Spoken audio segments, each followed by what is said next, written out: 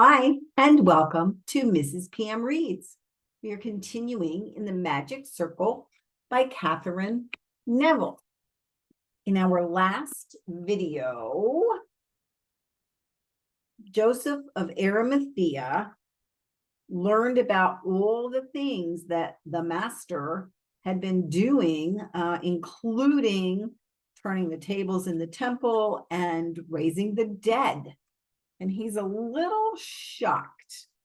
And Caiaphas, of course, is calling for Jesus to be silenced. So we are now on Friday. Joseph's own beautiful but wildly overrun estate on the Mount of Olives, which he rarely saw these days owing to his travels, was called Gethsemane. Interesting. He felt certain the master would not take his disciples to Gethsemane, nor even go alone without Joseph's permission. So there was only one place he would stay in that part of the hill country, and that was in the town of Bethany, at the home of Lazarus of Magdala and his sisters, Miriam and Martha. I paused for a second just because I'm familiar with it as Mary and Martha. So it's interesting. Miriam and Martha they have here. It's a historical fiction. At the very thought of the sisters of Magdala, Joseph always had to grapple with difficult emotions. Miriam of Magdala, or Maria, as the Romans called her, brought back to him all the failures of his life as a Jew and as a man. He loved her. There could be no question of that. And in every sense, he loved her as a man should love a woman. Though at 40, he was old enough to be her father. If he had his way, he would fulfill his infernal Jewish responsibility to God and litter the earth with the fruits of his seed, as Nicodemus might put it. But Miriam loved another, and only Joseph of Arimathea knew for certain, though many certainly suspected that the object of her love was the master. Joseph could not fault her for that, for he loved him too, which was why he had never declared himself openly to her, nor would he, for as long as the master lived. But he did send a messenger to Bethany to invite himself to dinner. The master would come down from Galilee on Thursday, and a formal dinner and a light supper were prepared for Friday, when, according to Martha's confidential reply, the master would have something important to announce. Since the master had raised the young head of the household from the grave upon his last visit, Joseph wondered what a kind of dark humor what he planned to do to follow that performance. On Friday morning, Joseph drove out to Bethany, a few miles beyond Gethsemane. When he pulled up below the house, he saw the vision, or rather an apparition in white, coming down the hill with open arms. It was the master, but he seemed somehow transformed. He was surrounded by as many as 100 people, as usual, most of them female, all dressed also in white and bearing armloads of flowers and singing a strange but haunting chant. Joseph sat speechless in his cart. When the master came up to him, his robes flowing like water over his limbs, he looked into Joseph's eyes and smiled. Joseph saw him, just in that instant, as the little child he had once been. "Beloved Joseph," said the master, taking him by the hands and drawing him from the cart, "how I have thirsted for you." Then, instead of embracing him, the master ran his hands up Joseph's arms, across his shoulders, over his face, as if examining an animal or committing his features to memory to execute a pagan sculpture. Joseph scarcely knew what to think, and yet he felt a kind of warm tingling deep beneath the skin, down in his flesh, his bones, as if some physical action were taking place. He drew away uncomfortably. The chanting people drifted about them were annoying to Joseph, who recognized none of them and longed to draw the master away. As if he had grasped his thoughts, the master said, "Will you stay with me, Joseph?" "For dinner, you mean, and the night," said Joseph. "Yes, it's all been arranged by Martha, and I'll stay for as long as you like. We really must speak." "I mean, will you stay with me?" the master repeated in a tone Joseph couldn't identify. "Stay with you?" said Joseph. "Why, yes. You know I'll always be with you. That's why we must." "Will you stay with me, Joseph?" the master asked again, almost as if repeating a mnemonic phrase. Though he was still smiling, a part of him seemed to be looking off into a deep distance. Joseph felt a horrible chill. "We must go indoors," he said quickly. "We haven't seen each other for a very long time. We have much to discuss in private." Shooing away the others, he ushered the master up the path to the house. He would send someone down to tend to the horses. They reached the portico of the large and rambling stone building. As Joseph entered the dark recesses of the courtyard with its tree-shaded pool, he took the master by the arm. His attention focused for a moment at his fingertips, touched the cool linen sleeve, that new white garment he recalled having been mentioned by Nicodemus and several others. Joseph, as a knowledgeable importer of foreign wares, could recognize by touch that this was not the world-famous but often affordable linen of Galilee, the production of which had built the fortunes of the Magdalene family and so many other Galileans. Rather, it was a far costlier Pelusian linen of northern Egypt. One might almost say precious, for its cost rivaled that of another fabric also made by some mysterious secret process, Chinese silk, a fabric sufficiently rare that in Rome it was forbidden to be worn by any but the imperial family. How on earth had the master come by such a treasure?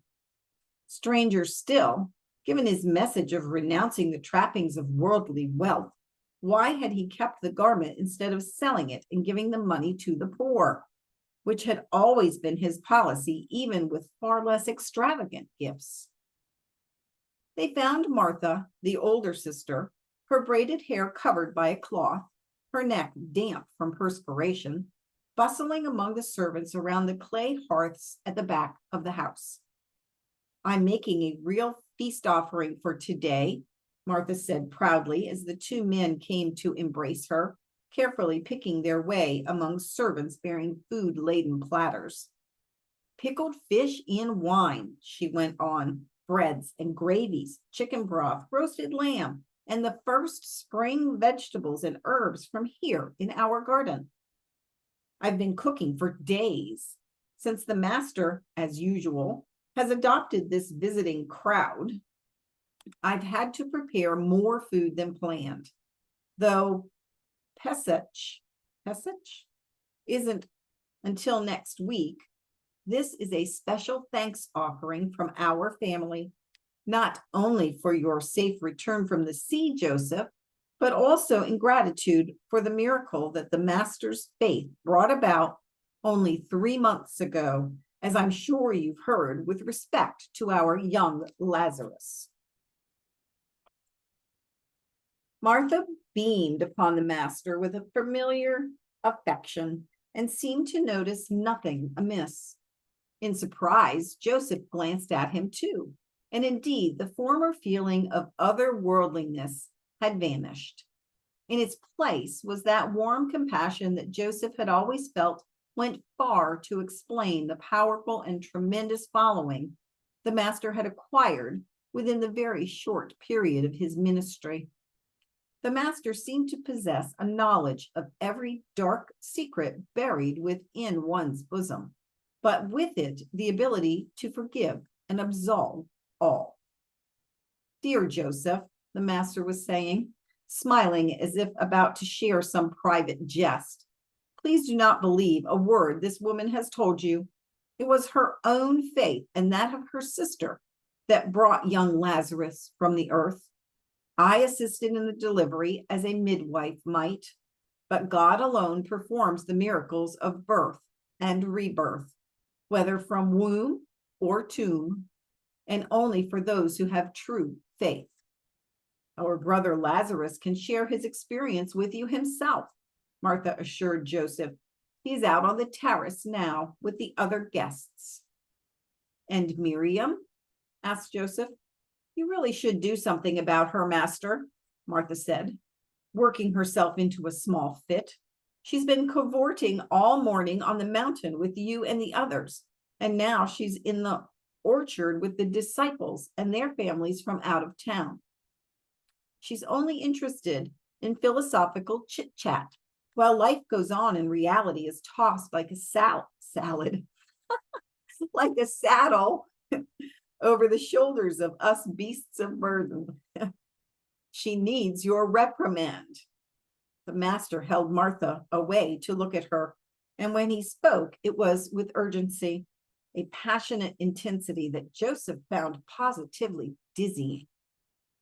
I love Miriam, the master told her sister in a tone that sounded more angry than loving.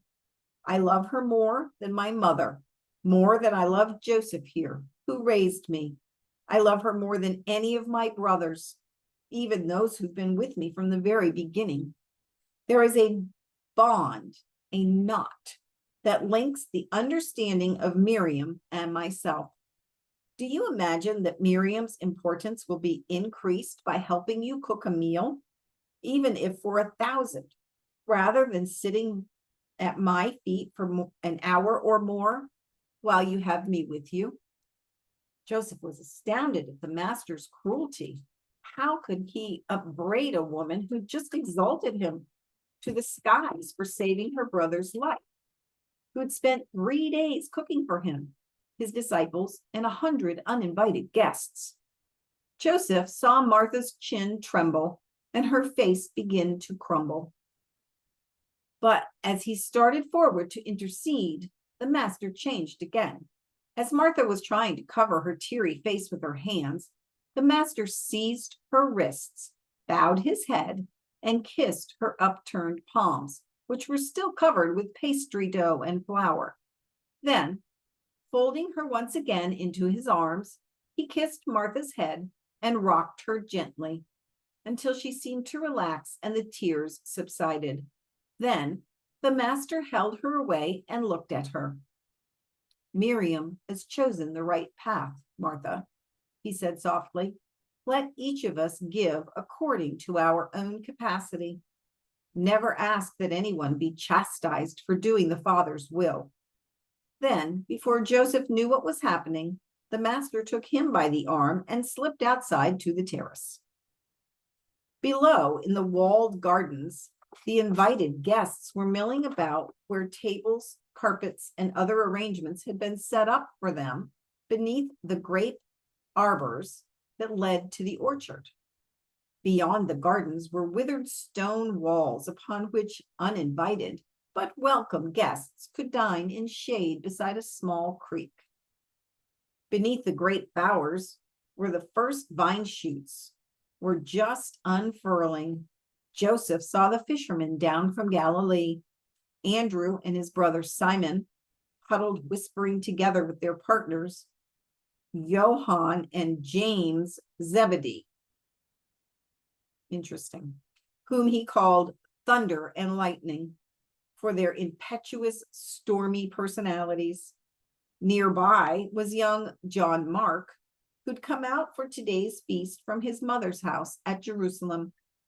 It frightened Joseph to see so many of the important disciples and their families gathered together in one place, especially here in Judea, where they were now under Roman jurisdiction and within reach of Caiaphas. If they intended to stay longer, he must move them to his estate at Gethsemane, where he always had servants securing his property. Shaking these thoughts aside, he stopped the master and drew him within the shelter of the grape trellises before the others beneath could notice them. "My beloved son," said Joseph softly, "you've altered so in the one short year of my absence that I don't know you anymore." The master turned his gaze to Joseph, his opalescent, I can't even say it, opalescent, there it is, eyes, that strange mixture of brown and green and gold, had always been unreal to Joseph. They were the eyes of one accustomed to another fantastical world.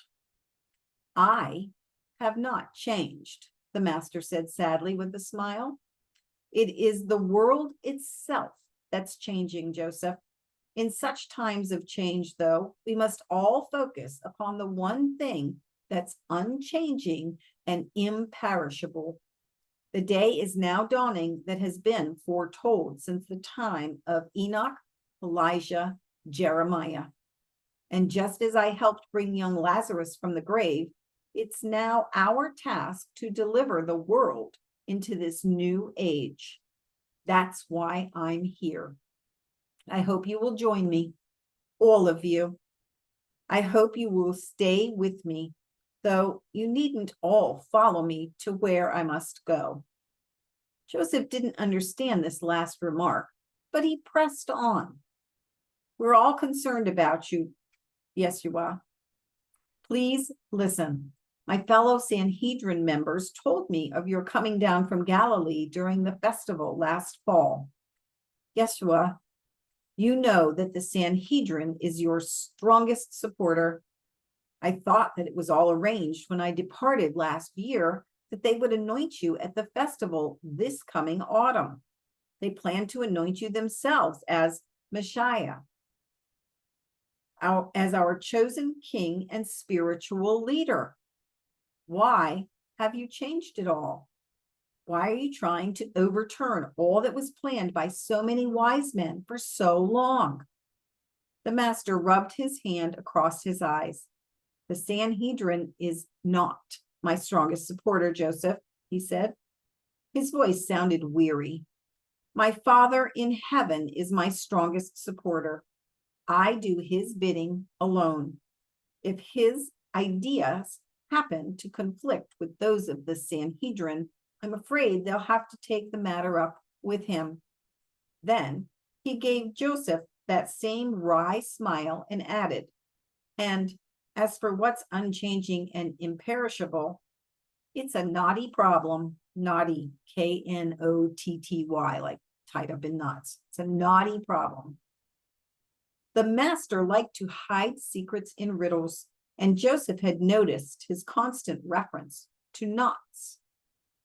Joseph was about to pursue that topic when the veil of vine tendrils surrounding them parted, and Miriam was there before them, smiling the warm, sensual smile that always made Joseph weak with emotion.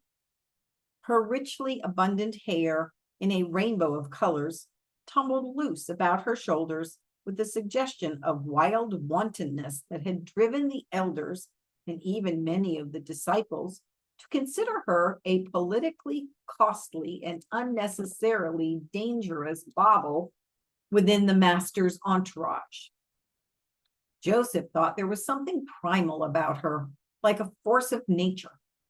She was like the ancient Lilith, whom the oldest of Hebrew texts called Adam's first wife, a ripe fruit that spilled forth life without withholding anything.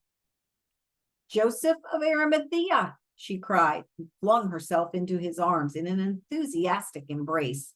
We've all missed you, but I have longed for you most of all."